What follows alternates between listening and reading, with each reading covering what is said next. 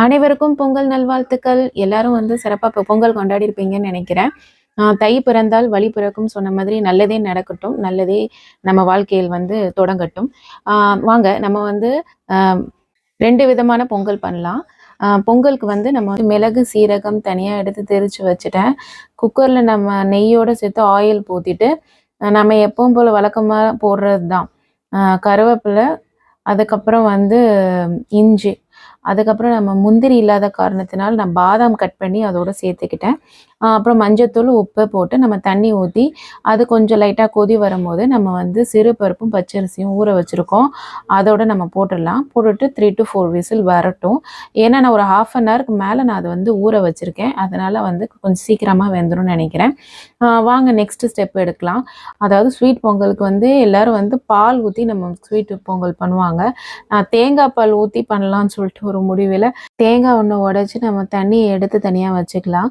அப்புறம் தேங்காய்ல பாதி மூடி எடுத்து நம்ம கட் பண்ணி போட்டு அரைச்சுட்டு, நம்ம எடுத்து வச்ச தண்ணியையும் ஊத்தி ஒண்ணா நம்ம அரைச்சு தேங்காய் பால் எடுத்து நம்ம தனியா எடுத்து வச்சுக்கலாம். அதுக்கப்புறம் வந்து நம்ம தேங்காய் பால்ல வந்து குக்கர்ல ஊத்திட்டு, அதோட நம்ம வந்து அரிசி, சிறு பருப்பு 2த்தையும் வந்து ஒண்ணா சேர்த்து ஊத்திட்டு, அதிலேயே நம்ம வந்து விசில் போட்டுக்கலாம். விசில் போட்டு 2லேருந்து 3 விசில் வரட்டும்.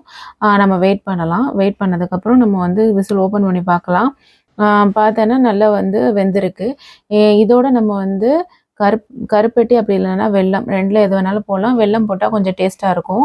அதனால வந்து வெல்லம் வந்து நான் உருக்கி வச்சிருக்கேன். அதோட சேர்த்துடலாம்.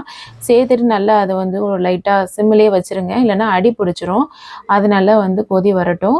வந்ததுக்கப்புறம் நம்ம வந்து நெய்யும், முந்திரி பருப்பு மேலே லைட்டா தூவிட்டு, அதுக்கப்புறம் வந்து நம்ம ஃபர்ஸ்ட்டு தேங்காய் பால் எடுத்து வச்சிருந்திருக்கேன். அதையும் ஒண்ணா ஊத்தி அதோடது சிம்மில இருக்கட்டும். சிம்மில வச்சு அது ரெடி ஆயிடும். இப்ப நான் என்னுடைய ஸ்டைல்ல வந்து ஸ்வீட் பொங்கல், அதுக்கப்புறம் வந்து வெண்பொங்கல் 2மே நான் செஞ்சிருக்கேன். நீங்களும் செஞ்சு சாப்பிட்டு பாருங்க. Thank you.